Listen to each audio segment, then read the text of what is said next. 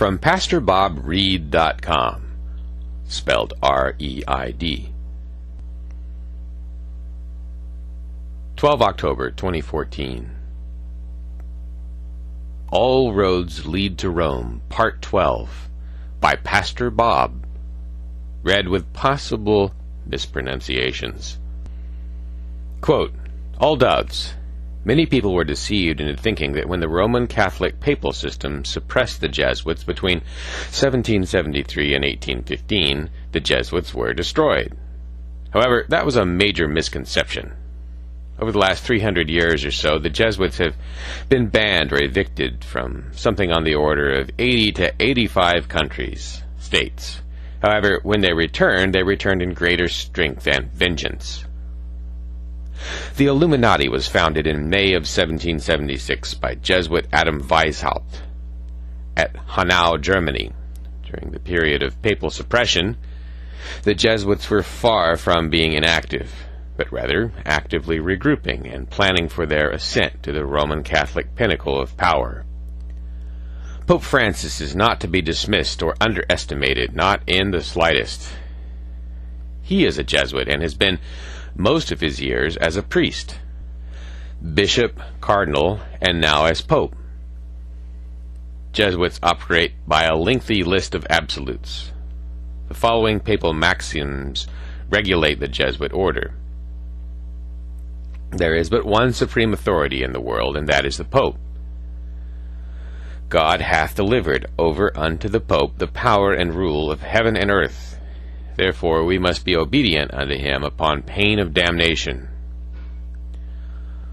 All right and power are lodged in his breast. No law can be made to bind Christians but by the Pope's authority, as of old the Israelites received none but by Moses.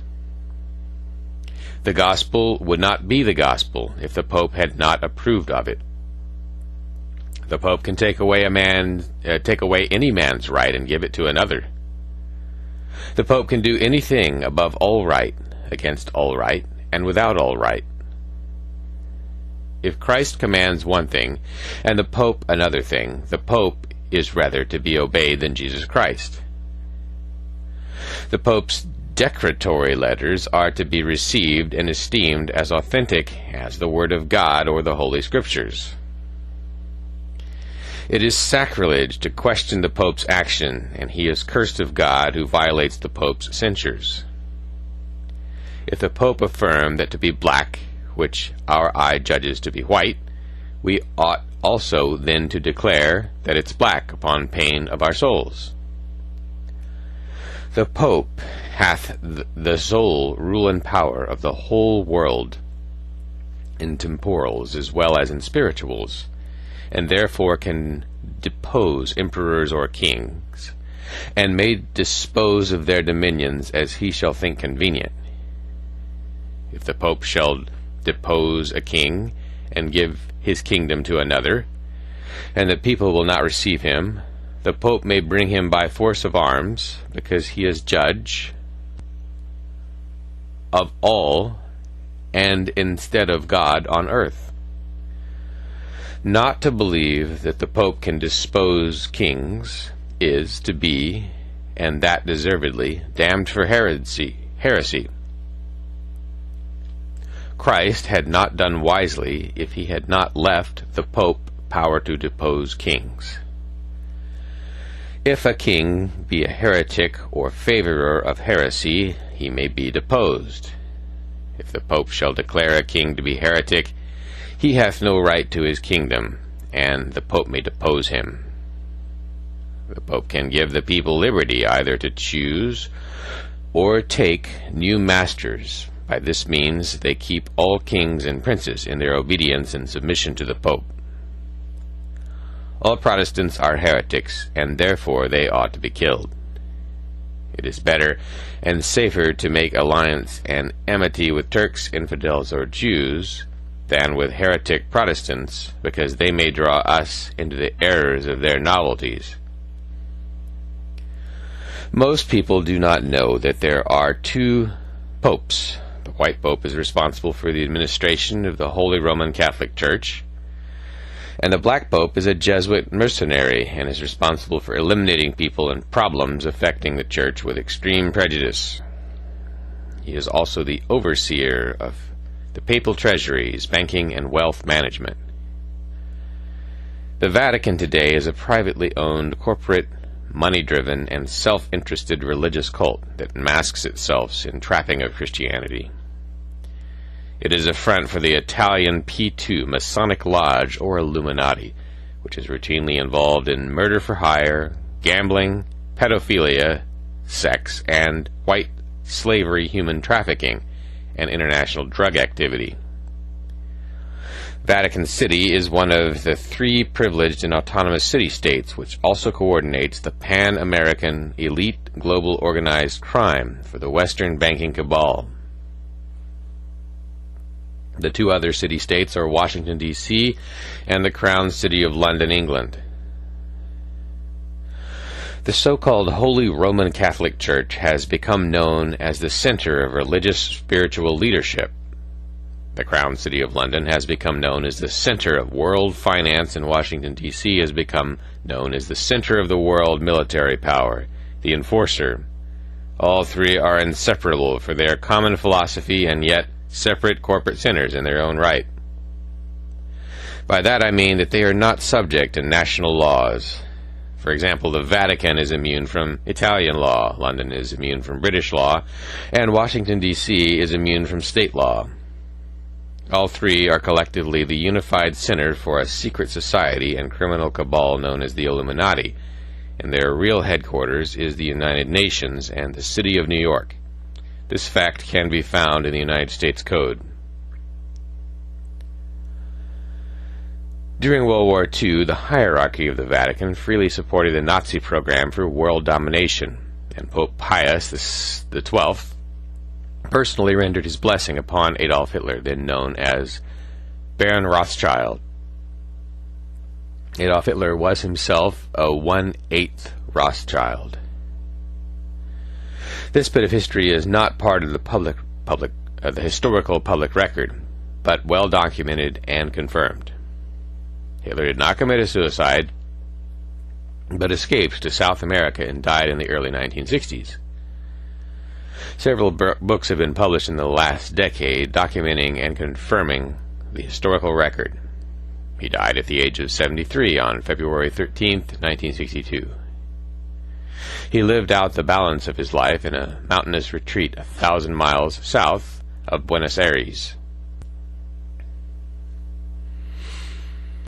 King George of England did not lose the war for American independence as we were taught in school. He settled his tax dispute with the Founding Fathers.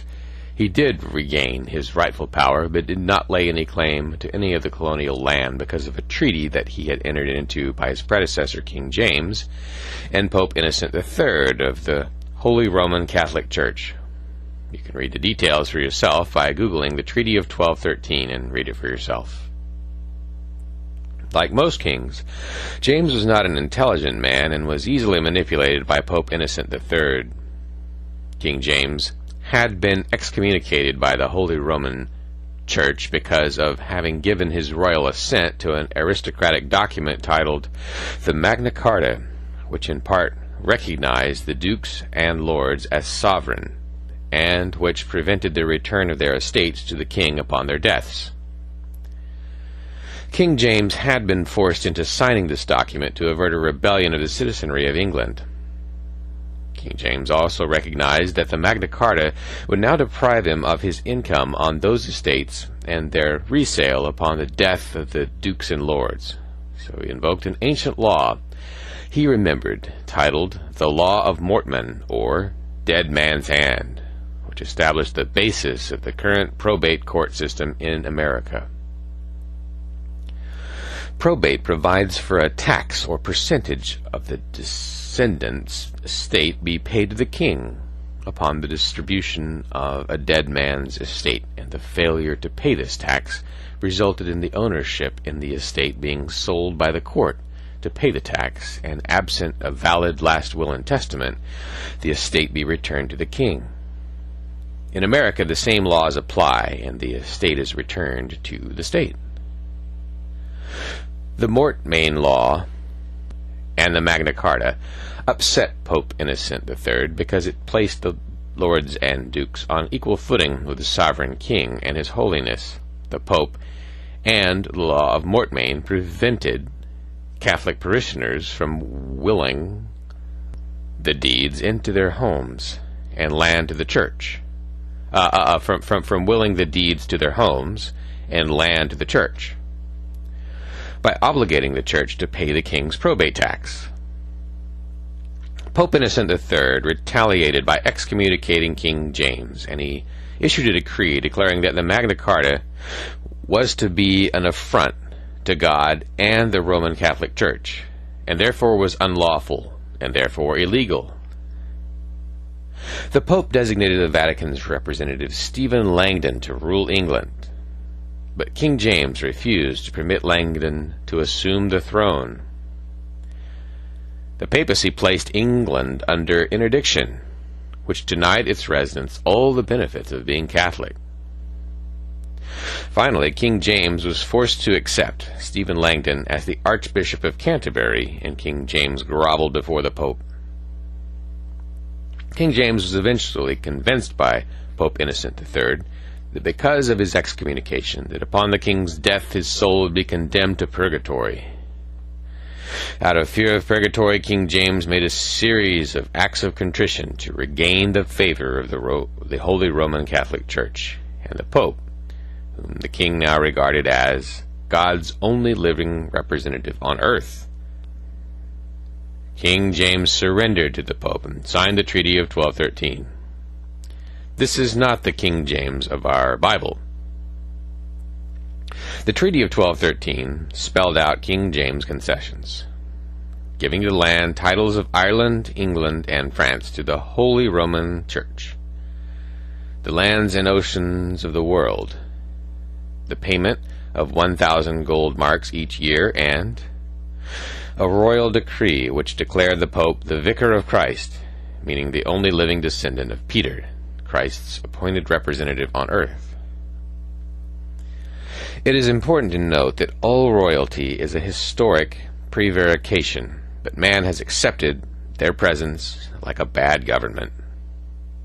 Devout Christians might argue this point, but realistically, somebody has to be in charge, whomever they are, to maintain order and organize protection from other nations.